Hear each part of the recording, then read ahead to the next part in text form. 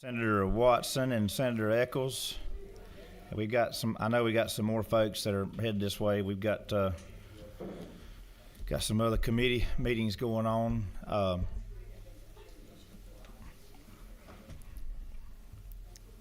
There we go.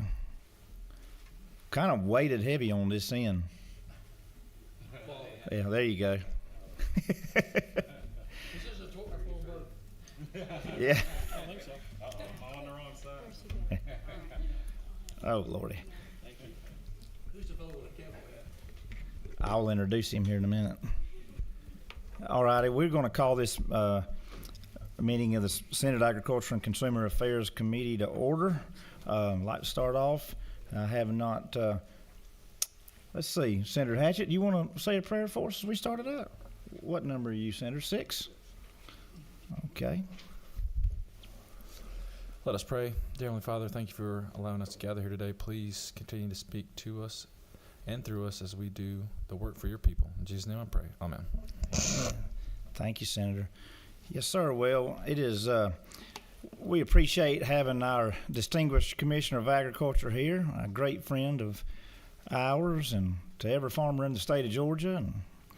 And Commissioner, we're sorry that, well, I know we've been trying to do this for 2 weeks now, and anyway, glad we finally got you here. It was not your fault. It was ours and the schedule of the Senate and the snowstorm holding back appropriation subcommittee meetings and everything else. So I'm going to turn your mic on, and my understanding is you're going to give us an update on avian flu. You're going to give us an update on disaster and just all sorts of things that are going on within your is the right word, Rachel, jurisprudence or something like that? So anyway, go ahead, Commissioner. The floor is yours. Well, first off, thank you, Mr. Chairman. I appreciate you giving us an opportunity as a department just to give you and the members of the committee a briefing on what's going on and what we're doing. Obviously, we have a lot of ancillary conversations offline with many of you one-on-one, but some of the stuff I think we're going to dig into today we may have not had a conversation about, and I think but also I appreciate the opportunity to have a platform to talk about our team at the department, the work that our men and women do every single day to support our agricultural industry. And I appreciate the work of this committee and the work that y'all do every single day, even when you have cameos in Sesame Street, Mr. Chairman. I think, we appreciate the work of this committee. And so good job on your first bill, by the way. But it is good to be with y'all. I'm going to start out just as just really brief, really quick, Mr. Chairman. I think a lot of times when people think of the Department of Agriculture, I don't think they think about everything.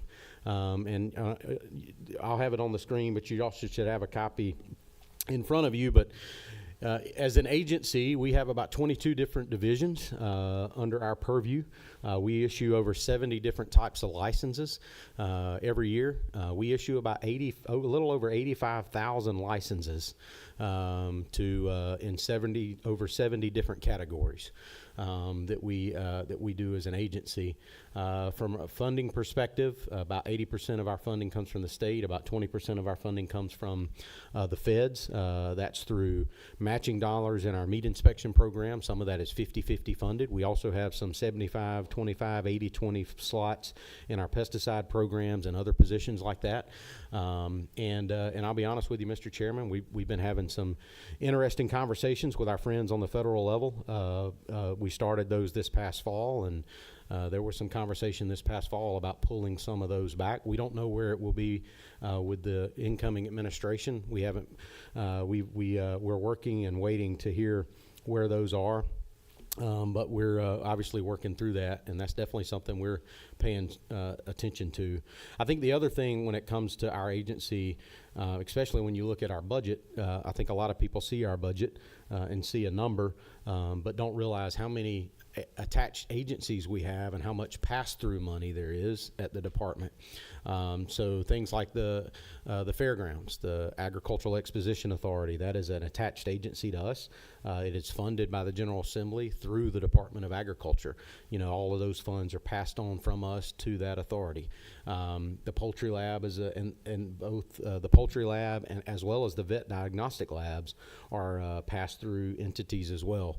And so we have a lot of attached agencies also that we as an agency don't have necessarily any authority over or control over. We're just they're just administratively attached for those funds to go to them, and I always like to point that out because of the because of part of what we do and how we address that. One of the biggest issues we've dealt with over the last couple of weeks, obviously, is AI, high-path avian influenza. This is a significant issue for Georgia. It's a significant issue across America.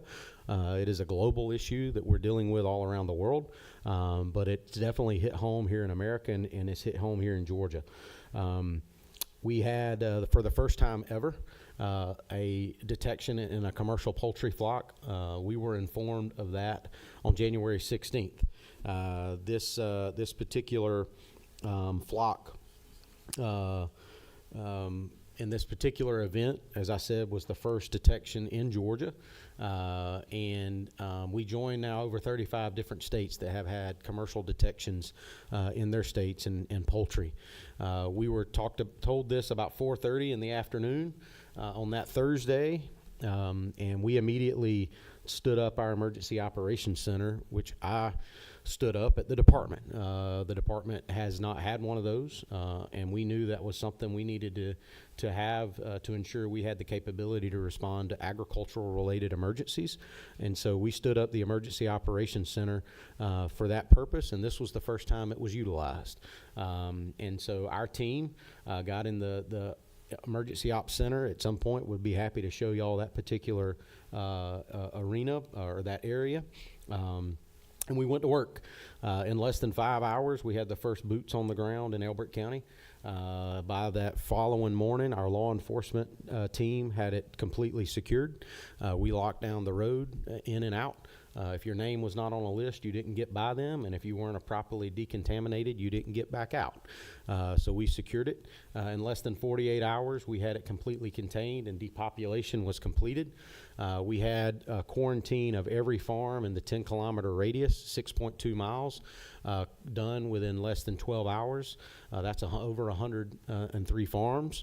We tested that control area. We had the first round of testing done in 24 hours.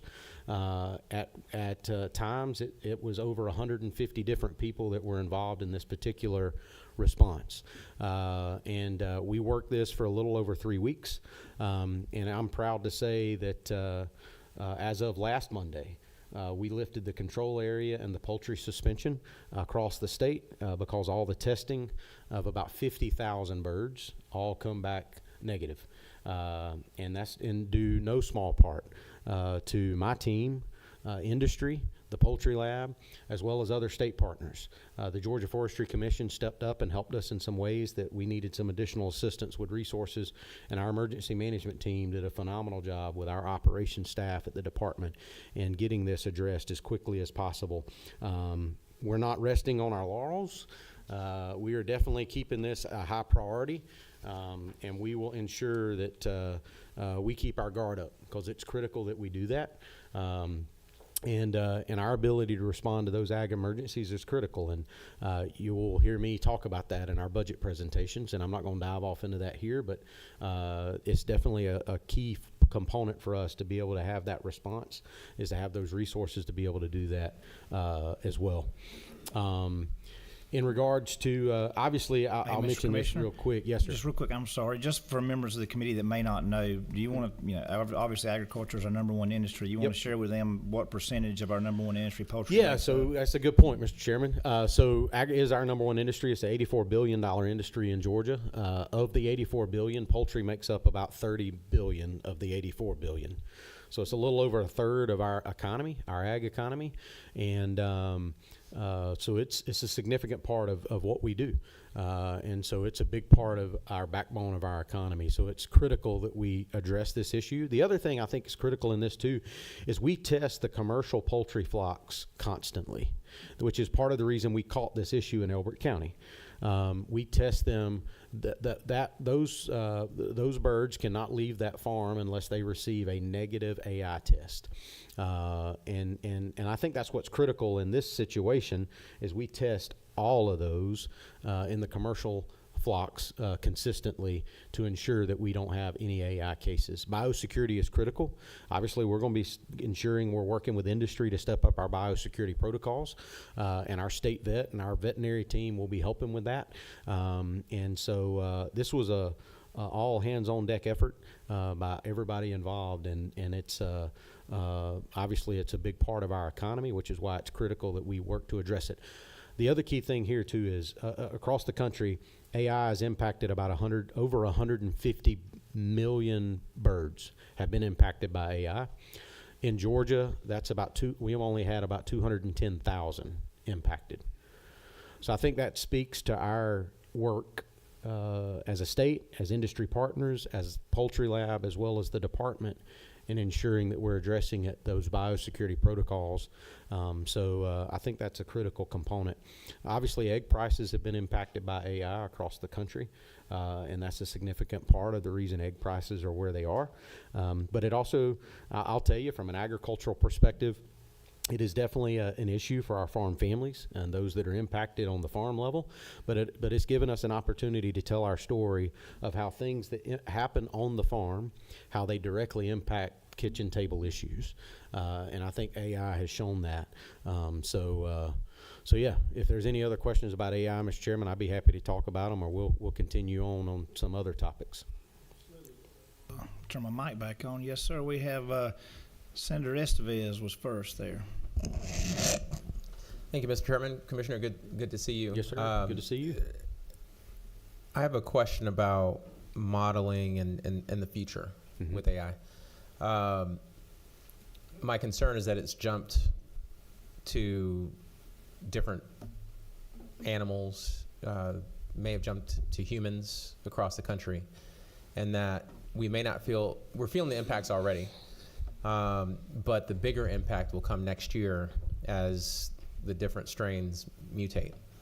What work are y'all doing to anticipate what the worst AI outbreak in history has been to what could potentially be even worse next year as things develop? So I think a couple of things. One, obviously, we're focused on it from a perspective from Georgia, right? Obviously, we work with our federal partners in all of this, USDA and others, but specifically speaking to what we're doing in Georgia. First off, we are revamping our emergency management capabilities and response capabilities as an agency. We're really having a critical conversation about what our capabilities are and how best we can respond to those capabilities or respond to those incidences, right? We have been building out that HPAI plan and continuing to improve it and modify it, and we learned a lot of lessons in this response. I'll just be honest with you. We learned a lot of lessons.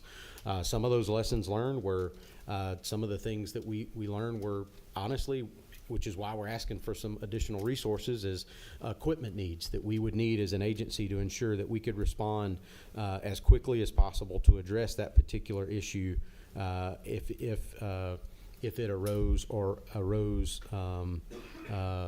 again. And obviously biosecurity is a big part of that. So we are building out our emergency management capabilities. I know Harlan Prevost sitting behind me. I brought him on board. He heads up our emergency management, our law enforcement division. He's a career emergency management professional who understands it, and it's up to him and his team to build out that plan, working with our operational units in the department to ensure that we're as prepared as possible. Training is part of that. We've started that as an agency, building out that training portfolio and how we can ensure that our team is ready to go. We've brought in industry and brought in those partners, and ensuring that we have the appropriate contacts with our industry partners to know who we need to reach out to when those incidents occur. So there's a lot that's been going on behind the scenes that I know I really haven't talked about, but all of that has been occurring, is currently occurring, and will be occurring as we prepare as an agency. When it comes to other incidences in other particular areas, dairy cattle is a perfect example. We have stepped up our monitoring efforts of dairy cattle across the state significantly. We are above and beyond of what we believe is being required in our testing protocol to ensure that we address it and ensure that we catch it if and when it is to occur. So far, we have not had any issues in our dairy cattle population related to HPAI, and we're working with our dairy industry to ensure that they up their biosecurity protocols as well on their farms, but we're going to continue those monitoring efforts. We're working with the Department of Public Health. One of the first things we did actually when this AI event happened is I reached out to Dr. Kathleen Toomey at DPH that night, on that Thursday night. She had staff on the farm the next morning to monitor the farm and the farm employees, and they monitored my employees and are still monitoring my employees and others that were on that particular location for AI. That partnership between our sister agencies is critical, and so I think we have a whole of government approach, so to speak, when it comes to our responsibility as the Department of Agriculture, our work with DPH, and our work with our other sister agencies and our federal partners to ensure we're as one, engaged as much as we need to be, two, as prepared as possible, and three, that with your help and those additional resources we're asking for in the budget will help us ensure that we're as prepared as possible to respond to that worst case scenario if it ever happens, and we hope it never does. It goes to everything, right? You prepare for the worst and hope for the best, and that's what we're doing in this situation. All right. Thank you, Mr. Commissioner. So we have another question here from Senator Eccles, I believe. Yeah, just kind of a statement to start with, and then a question. Thank you for being a friend to the farmer, and thank you for, as you know, for mine and Bo's district, Senator Hatchett's district in particular. Poultry is a big deal. Yes, sir. The response, phenomenal. We appreciate it. For people here on the committee, I mean, a lot of times you hear about the integrators, the big companies, but I mean, this is real people. Some of my best friends have, they're chicken farmers. They got 2 or 3 chicken houses right there on the farm, and they're scared of this. So it's a big deal that can affect families, and then not just families right there on the farm, but then what we're seeing right now, it's affecting the price of eggs and things like that. But with that, I'm going to leave one question. Where is the poultry capital of the world? Gainesville, Hall County. Thank you. To the Thank you. good I just wanted to senator. hear it. I just wanted to hear it. I just wanted to hear it. Thank you. Thank you. Hey, Thank you, Senator. well, good deal. I got a lot more to talk about, on Mr. avian Chairman. flu? Well, no, not necessarily. No, AI, I know, on yeah, other but I topics. wanted to Yes, sir. see, is there any more questions while we're on the subject of avian flu from members of the committee? No? Okay. So obviously the other big deal has been the hurricane. Hurricane Helene devastated agriculture and forestry across the south part of the state, from Valdosta to Augusta. I don't have to tell you all the stories. You know them. You've heard them. We got a lot of families that are still hurting from that. This also folds into our role as an agency when it comes to emergency response. Many of you are probably familiar with the State Operations Center, which is housed at GEMA, Homeland Security. Our department has a role there in ESF 11. We have our own little room in the SOC when it comes to these emergency responses, and our team staffs that during those emergency situations. And it was no different with Hurricane Helene. We were there during the entire time and working to respond to the agricultural-related issues when it come to the hurricane. We had about 50 different department employees that were dedicated to hurricane response over about 3 weeks during the initial phase. Obviously, we've continued helping and doing what we can to help. But our emergency management team and our law enforcement team, as well as our operations staff and checking on facilities and others, is critical during this time. An example of some of the things that we did and we helped do is, things like dairies, processing facilities, think coolers, think peanut processing facilities. All of those were taken offline during the hurricane. Well, a dairy is critical to get them back online to ensure that they can get those cows milked. Those cattle need milked. Those dairy cows need milked it just has to happen. Without power, it makes it significantly difficult to do that. Our peanut buying points were taken offline, and we were right in the middle of the beginning of peanut season, and that really was about the only crop that our farmers could save. And so getting those peanut buying points back online were critical, and our work and our team's work helped get them back online, helped get our dairies back online, and we also worked to get cattle watering stations all across the state and across the impact zone, so farmers could have access to water their cattle, because their waterers were not working because they didn't have power to their wells on their farms. Those are the kind of things that we do at the Department of Ag. And for the first time ever, we stood up a companion animal rescue team who went in before, during, and after the hurricane to rescue pets in the impacted zone. And our department spearheaded that effort because that's part of what we do. Companion animal is part of our job and our responsibility as an agency. And so we address that as well. When it comes to what we're doing to help address and help alleviate the hurt that our farmers and producers have, there have been a lot of different things that we've done. Obviously, the federal disaster package that passed this past December, that's going to be critical. We got to get those resources out, though, quickly. The second thing is working with our partners in the ag industry and over 40 different partners. We created a private fundraising effort, Weathered But Strong. We raised almost $1.8 million in a private fundraising effort, and all $1.8 million of that went to family farms, and those dollars were distributed last week. That's the first monies that our farm families that were impacted by the hurricane actually received, and we appreciate the private efforts in doing that. Farm Bureau took on the administrative burden, so 100% of those funds would go out. The third thing is what we've done as a state. With the governor's leadership, as well as the help of the lieutenant governor, the speaker, and the other members of the Georgia State, the Finance Commission, which I also sit on, we were able to appropriate and move $100 million specifically to address hurricane issues. 75 of that was for ag, 25 of that was for forestry. And so we've been working to get those dollars out quickly. We received 322 applications for that low interest loan program, totaling a little over $121 million. And that was basically before we closed the applications because it significantly surpassed our allotment of $75 million. To date, as of yesterday, we have approved 149 of those applications, and about $55.1 million is on the way out the door to those farm families that were impacted by Hurricane Helene. I think that is phenomenal, and what we have done as a state is critical. I know the House has put some additional funds in that particular program. I know the Senate is currently debating the appropriations package on as far as the amended budget is concerned, and we would appreciate your support and those additional resources to help our farm families get through this. But when you talk about $5.5 billion worth of damage to agriculture, it is significant. So with that, Mr. Chairman, I'll keep going.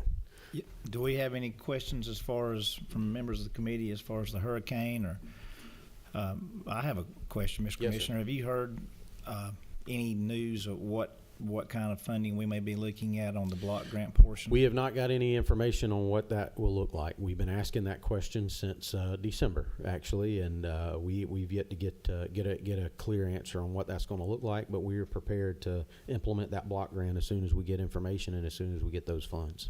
And I'll add one thing too, Mr. Commissioner. I know myself and Senator Watson, Senator Echo, several of us, we've taken, I think, 3 trips to Washington, D.C. last year we went. Yep. And I'll just share with members of the committee and of course, I'll be the first to admit that farmers are the worst poor mailers in the world. I mean, that's just a fact. But,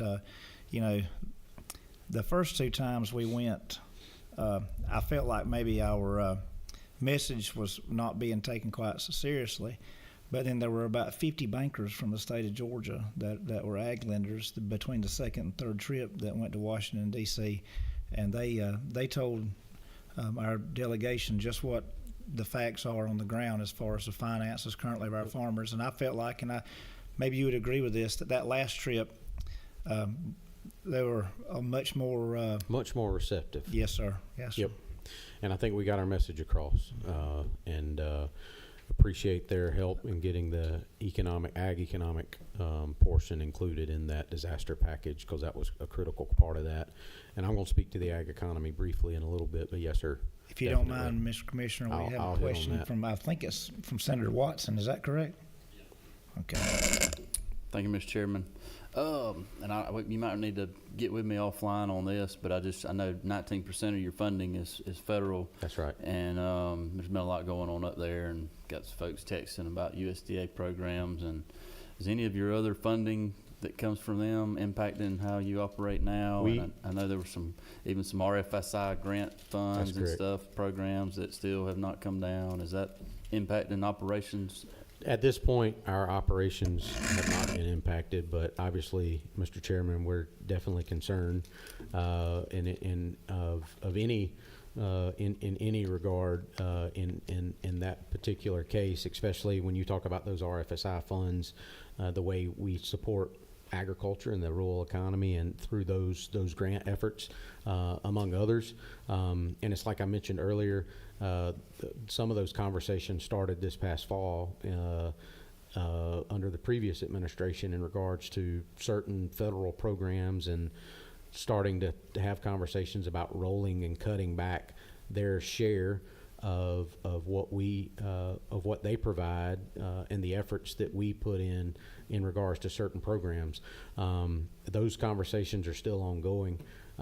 We are not quite clear on exactly where those are going to end up, but obviously it's definitely something we're paying attention to, and we definitely want to ensure that we're getting the funds we need to do our job every single day, because that's critical. But I'm not aware specifically of where that conversation is, but I'd be happy to get with you offline and follow up my team and see if we've got any updates recently that I'm not aware of. Mr. Commissioner, also, I wanted to ask you, and you may want to do it later in your presentation, but keeping in mind that, everybody on the committee doesn't farm for a living. That's right. Do you want to give them a quick synopsis of the Farm Bill and how it's been 7 years since, 8 years now? 7 or 8 since we've had a Farm Bill, and what Yeah. reference pricing? So I think we're still under the 2018 Farm Bill, Right. Mr. Chairman. And obviously, this is kind of getting into that federal policy conversation, but the Farm Bill is that policy that sets agriculture policy for agriculture across the country. It's what allows our ag industry to do what it does every single day and be successful, and ensure that our farm families can be successful as well. Even under the 2018 Farm Bill, we're still operating under 2012 pricing, which is a significant issue when you get down to the farm level. And when you talk about those programs that help ensure agriculture is successful, we're basing it off of pricing from almost 13 years ago now. And so we've been very clear to our congressional delegation, and in the conversations we've had, that is definitely something that has got to be addressed. Crop insurance obviously is a big part of the Farm Bill. Conservation funding is a big part of that. Research funding is a big part of that. And that research funding is critical to allow our ag industry to be successful. If our land-grant universities don't have that critical funding, it's a lot harder for us to address the issues that arise in agriculture, whether it's a pest or it's a new seed. And so those are critical components of that space, and I think it's important that we get a Farm Bill across the finish line that works and works for American agriculture, and that's what we're going to be pushing, and that's what we're working towards. But that policy is critical to allow agriculture to be successful. Thank you. Yes, sir. So just kind of moving on into some of the other stuff that we've been dealing with as an agency, and I know Senator Watson played a big part in this last year with Senate Bill 494. The hemp went into effect October 1st, the new law. Our agency is published and adopted 2 sets of rules related to the hemp program. We have been educating a lot of folks about this program and what's going on and what we're doing and why we're doing what we're doing. The key to here was consumer protection, to ensure that consumers were protected and they knew what they were buying, and we knew what was being sold in our state, and we understood what was going on, and that was a big part of that. But also to allow those that wanted to be in the hemp industry to be successful in our state as well, because they were competing in a marketplace that was unfair, because they were competing against those that were not playing on the same playing field. Very similar to other issues in agriculture, as many of you know. But we've been doing a lot of work. Since then, we've had about 11,000 applications for licenses. We've issued a little over 5,000 of those. We have about 5,000 in process. And when I say in process, sometimes we've had to touch some of these 3 and 4 times, which means for us to issue 5,000 licenses, we've had to touch them about 15,000 times. So it's taken a lot, my staff, it's taken a lot of work for our team to get through this, but we're moving forward in the right direction. So far, we've brought in about 1.8 million in new revenue to the state through our licensing protocol. We expect that number to be around 3 million in new revenue, which is why we're asking for some of it back to help us run our hemp program and the budgetary process. But that's an appropriations conversation, and we'd appreciate your support in that, obviously. But our inspections are ongoing. Our team has been traveling around the state and inspecting folks that are selling, manufacturing, processing hemp products in Georgia to ensure they're complying with the new law. And in cases where they are not, we're taking the appropriate action, whether that's destroying product on site or it's taking the administrative action appropriate by our team to ensure that we bring them in compliance. So there's a lot happening in this space, but our team has done a phenomenal job to get this where it's at, and we look forward to hemp being successful in our state, and we've done a lot of work in that regard, and thanks to your help, we have the tools now necessary to allow us to appropriately regulate this particular commodity. Here, Mr. Commissioner, we have a question, I believe, on this subject from Okay. Senator Burns. All right. Thank you, Commissioner. Good looking hat you got there, sir. Thank you. I appreciate that. You have a manly headwear here today. Yes, sir. Let me ask a quick question. We've already issued 5,000 licenses. Yes, sir. Correct? And you're sitting on another 5-ish. About Additional- 6 or 7. Yeah, that's 6 or right. 7. Now, Well, so of those, we've touched everything. I think there's only about 700 licenses that we actually have not, or applications we have not physically touched, somewhere around but in we there. have some outstanding. But we have some outstanding because we're having to go back and forth with the license applicant to get additional information or correct All right. information. So my question is going to be, how many licenses do you think the department will be issuing? And is there a limit? There is no limit, but we feel like 12 to 15,000 is probably where it's going to end up for now. We obviously, that could always grow and that could always get smaller every year, but that's about where we feel like that's kind of where it's at based on what we've seen so far. Do we have an understanding of the market in this area, the market demand for this product? or Well, the it series depends of on what products? product you're talking about, That's Mr. right, Chairman. series of products. If you talk about serious product, I think there is a demand out there, but it's got to be appropriately oversaw and regulated right, which is what our job is now. And we've been working with local law enforcement and other state partners to help us in that effort also, and ensuring that it's safe, it's secure, and they're abiding by the law. You know, you can't buy hemp products now under Georgia law if you're under 21. That was part of this That's part of the bill, legislation. that's right. It's part of those consumer protections that we put in place. But yes, there is a significant market out there, and we've seen that. Can you give me an estimate of, one more question, Mr. Chairman. Can you give me an estimate of how much of that market you think we've addressed to date? Ooh. 10%?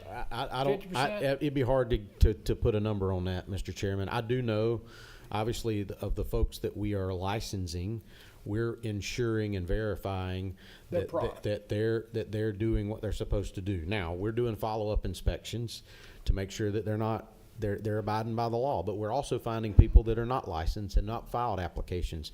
So our inspectors, we have civilian hemp inspectors that we have on staff. Our law enforcement also are working in this space as well. But we're going out daily and inspecting consistently and constantly, inspecting locations every single day to ensure they're in compliance with the law. But some of the enforcement actions that we have taken and are starting to take, we believe that message will be getting across the industry fairly quickly, and them knowing that we expect them to abide by the law, and if they don't, there are consequences. Thank you, Mr. Chairman. Thank you. All righty. All right, a couple other things. Talking about law enforcement a little bit, as y'all know, and we've talked about, I brought our law enforcement division back as an agency, and we had it reinstated and put back in place. And we have built out that team. We've secured a number of grants to help us do that.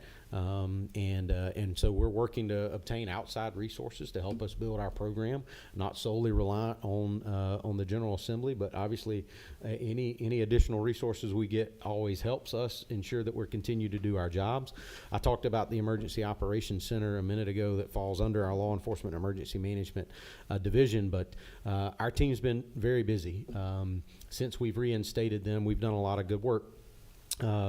When it comes to animal cruelty and animal issues specifically, we addressed a case a couple of weeks ago down in South Georgia where we seized 136 dogs from a particular location. They were not providing the appropriate care and significant issues, broken bones, malnutrition, you name it.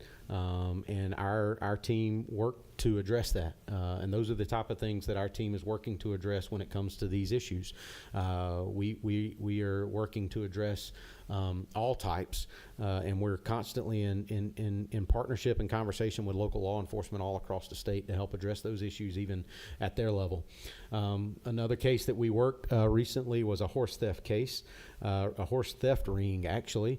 They were stealing horses in Arkansas, bringing them to Georgia and selling them in South Carolina, basically is what it amounted to. And so the Arkansas Department of Agriculture, their law enforcement unit, reached out to our law enforcement unit and asked for assistance because they had tracked them to Georgia.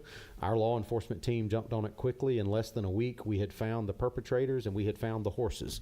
And we had addressed that, and we handed all of those back over to the state of Arkansas, and they're the ones that pursuing that prosecution because the theft actually happened in the state of Arkansas. But it was an elaborate scheme. They were using multiple states to cover up their theft activity in stealing equine from farm families. It particularly, obviously, in Arkansas, but obviously it probably was not restricted to just that. In addition, we've obviously worked some cattle theft cases, and we actually have one ongoing right now that we're in the middle of. And without getting any specific details, this is a multi-state ring that is ongoing. But we also have another, and a lot of this is done on paper, not necessarily people pulling up and loading cattle up like they used to in the early 1900s or late 1800s. That isn't how they steal cattle anymore. However, we are actually working with a local law enforcement agency right now where that actually did happen last week. And so we're helping them work that cattle theft case. So it is still an issue. And so our law enforcement unit helps work those things to protect our farmers and producers. Another case we worked is about this time last year. We were contacted by a local sheriff's office in regards to a fish processing facility. They were processing fish for human consumption as a food. However, the sheriff's office reached out and said, we think there's something fishy about their fish processing. And so we sent some inspectors down to work with the local sheriff's office. Obviously, if you're a food processing facility, you have to have a license from the Department of Agriculture. They did not have a license from us. But they were doing everything they could to cover their operation. Long story short, after a couple of week investigation, we served search warrants on this facility. It was an indoor marijuana grow. $23 million worth of marijuana was on site at the time. Largest marijuana grow to our knowledge in state history that has ever been busted. And so the other critical piece here, though, is the people that were there were all Chinese nationals. 4 Chinese nationals were operating the facility, one of which was illegal. 3 of them had papers. There was a 5th Chinese national that was involved who owned the land where the facility was located. That particular individual skipped country and went back to China before we could get our hands on them. However, we're working with our federal partners and others to ensure that if he decides to try to come back, we will ensure that he gets taken to the Pierce County Jail, where he should go. That said, though, we have reason to believe, without divulging too much information, that this particular operation was connected to operations in Houston and New York. So it was a multi-state conglomerate operation operated by these Chinese nationals right here. Another case that our team worked, the largest methamphetamine seizure in southeastern United States, worked off of a tip from the DEA that reached out to our law enforcement unit, asked us for some assistance at the state produce terminal here in Atlanta. As you know, the produce terminal in Atlanta, if you shop in a grocery store, eat at a restaurant in the southeastern U.S., more likely than not, you are eating something that come through that produce terminal. It is a significant part of our ag economy here. But we seized almost 2,600 pounds of methamphetamine in that load of celery that come directly from Mexico into the United States. It was a cover load for the Mexican cartel who were using agriculture to cover their criminal activity. We know that they utilize agriculture to wash their money, so to speak. But the key components here are a couple of things, too, of them specifically. One, I would argue the Mexican cartel doesn't necessarily care what they sell their produce for. So they undercut American producers and Georgia producers every single day when they bring their product here. Secondly, it's a food safety issue. Believe it or not, that celery was still bound for the grocery store. We seized it, I condemned it, and it went in the trash. We ensured that it did not make it to the grocery store. The reason that's critical is after we separated the methamphetamine loads from the celery loads, even in the celery containers where there was no meth hidden, this is the critical component, we still found meth residue in those containers. And that is a significant concern to me. And so I think the message we've been sending is clear, and we can talk a lot about what we've been doing in this arena, but if you want to use agriculture to purport criminal activity in our state, that's what we're working to address. And our law enforcement unit will work to address it. We're going to catch you, and we're going to take you to prison, or we're going to take you to jail, and we're going to ensure you get prosecuted. Because we're not going to let our farmers be the scapegoat, nor let the consumer's safety or food security be an issue. And I'll hit on that real quick in just a minute. I'm going to kind of fly through some of this, Mr. Chairman. I know I've kind of got long-winded on some of it. But electric vehicles, all you know, we've taken that on per legislation from the General Assembly. We purchased some equipment back in May. Unfortunately, that equipment didn't get to us till December, but we're working with our friends at Georgia Tech to help build out some prototypes on how we can test electric vehicle chargers, which we've been tasked with doing. Yes, sir. If you don't mind, Mr. Commissioner, we have a question from Senator Sims real quick while you're on this Okay. subject. No, we can wait because I'll Okay. If you want to, I'll just fly through the rest of it, and Yes, sir. y'all can ask all the questions you want. Yes, sir. So we're working with them to do this, and we're working on some alternative monitoring methods as well on EV chargers and what that looks like. So we got a lot of work with this, and we're going to continue to address it.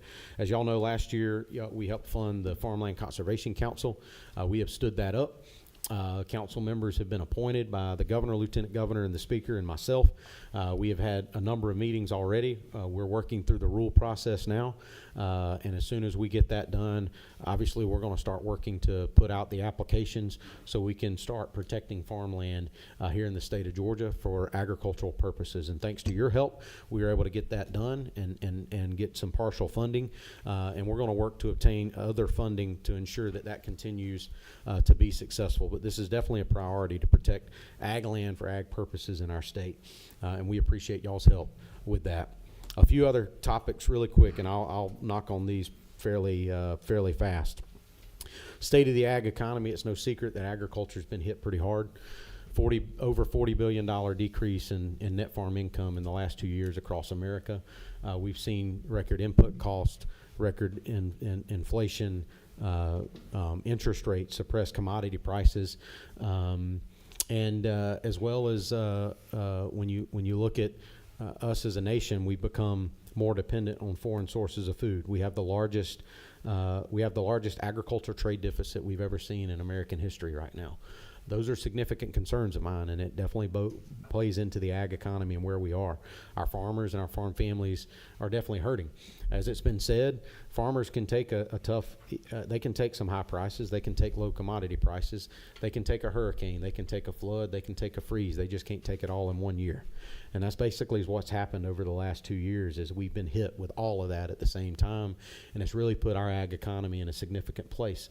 Up to 25% of Georgia farmers may or may not be able to get operating loans this year because of where we are, which is why it's critical we get those resources out to them as fast as possible to ensure we keep them on their feet.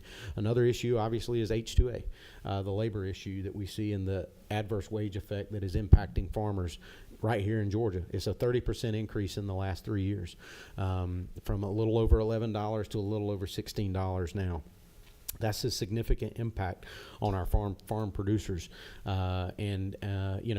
When you talk about an industry where you don't decide how much you get to pay for the crop that you're putting in the ground, and you don't really get to decide how much you're going to sell it for, but you're told how much you got to pay pay for certain things, it makes it a lot difficult to pencil that out at the bottom line. So we're working, and we're going to be working with the new administration to hopefully address that issue for our farm families in the state of Georgia. It's about a $250 million hit for them over the last 3 years, and that's significant, especially when you add in all the other issues we've been dealing with in agriculture as well. Our farmers markets, I kind of hit on them a little bit, but they've been successful. Y'all have helped us with some funding for infrastructure. We appreciate that. We look forward to rolling out the master plan here fairly quickly, and we'll be working with y'all to help put the vision of what the Atlanta farmers market and the produce terminal will look like into the future. Our team has been working on that. We really look forward to having that conversation. Mental health in agriculture continues to be an issue. We see that especially in light of the hurricane and the economy. We're working on that issue to help ensure that our farm families know that they have somebody they can call on. And at the department, it's been a focus of ours. It's been a focus of mine to ensure that our farm families know that they have somebody that can help stand in the gap for them. And we've been putting out a lot of information related to that, and we're going to continue to do that. Our plant protection team has been continuing to work on the yellow-legged hornet, as y'all know, in the Savannah area. That's a predator, the honeybee. We've taken out 52 nests in a year and a half. But I think what's critical here is the work that our plant protection team has done in relation to the hornet. They got recognized on the national level by the president of the National Plant Protection Board. They got the President's Award this past fall. And to put that into concept, because I kind of asked, I said, so what does that mean? And I was told this is the Heisman Trophy of the plant protection world. So the plant protection team at the Department of Agriculture got the Heisman Trophy, and we're pretty dang proud of that. So our guys are doing phenomenal work. But our team across all divisions, from feed, seed, fertilizer, our labs, you name it, food safety, all the work that we do, our teams do a phenomenal job every day of protecting and promoting agriculture and ensuring consumers are protected, and that our farmers can have the resources they need.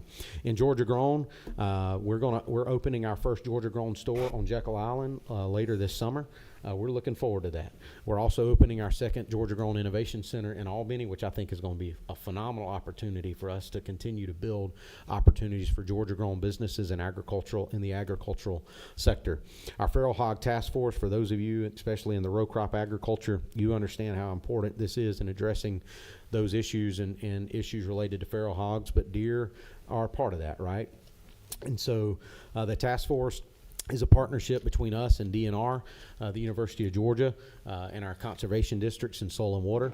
It's been a phenomenal partnership in helping us address the feral hog issues that we've seen across the state, and we're going to continue to address those, and we're going to continue to address that. Lastly, I'll hit on this really briefly. I spoke about our law enforcement unit a minute ago, but Mr. Chairman, there continue to be significant threats to agriculture, obviously.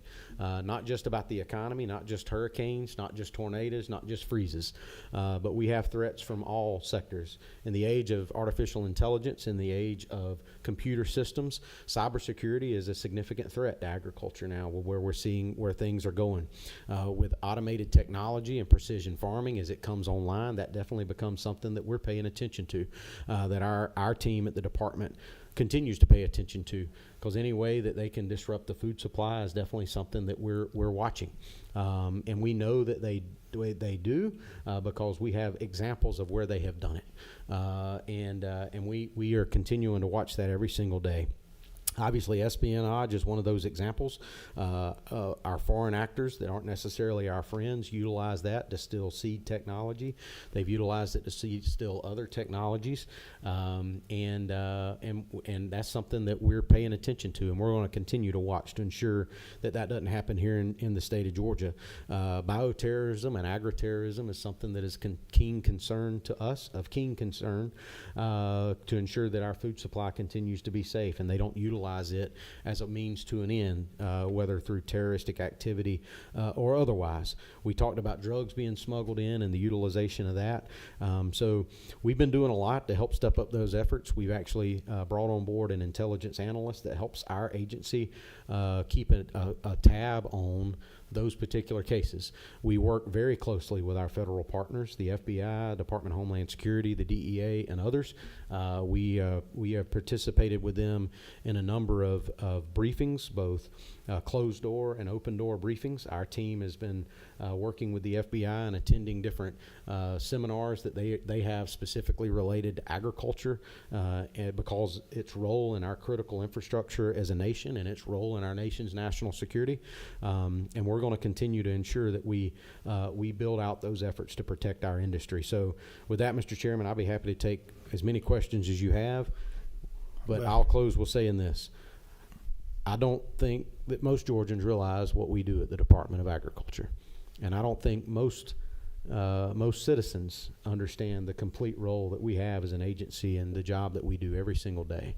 I'm proud of our over 500 employees that go to work every single day to do that job that a lot of times goes unnoticed, that happens behind the scenes, and I'm proud to serve as their commissioner, your commissioner, and our state's commissioner of agriculture to help make that happen. So I appreciate the opportunity to give you an update on what we're doing. There's so much that we could talk about. Obviously, I know we have limited time, but we got a lot going on, and we're doing a lot to protect this industry and protect consumers. Well, I just want to say we appreciate the job that you do and that everyone in your department does. And I'm proud that you're my commissioner and proud that you're my friend. I want to just hit on something. There are two people, my understanding, in the department that have national security clearance. And I know that when we talk about like what happened with the methamphetamines and the celery, and it's my understanding that we're not checking, but like 1% of the trucks that come across the border get checked. A very small percentage of product that gets shipped into the United States from foreign sources of food is actually checked, Mr. Chairman. Yes. So do we have any idea how much of it's coming in? It is hard to say.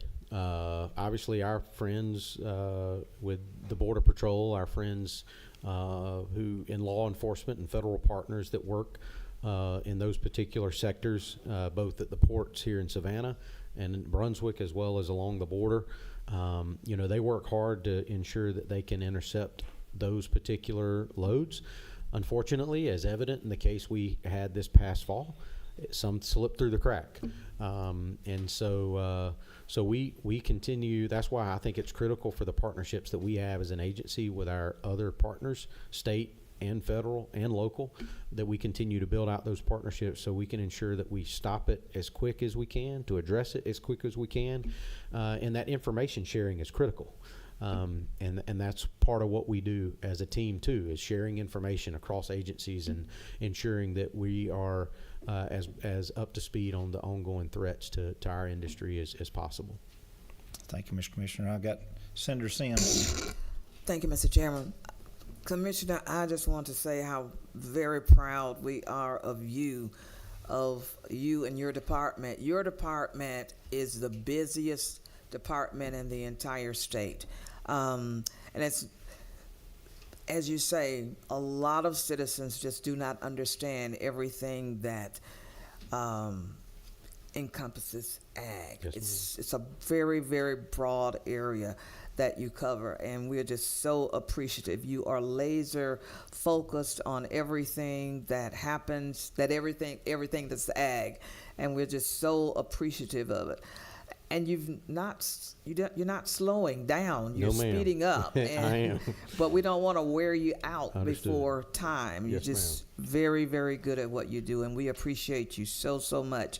So I just wanted to say that publicly. And feral hogs, if for those folk that don't know, Rashawn, do you know what a feral hog is? We'd be happy to Tell take us. you and show you.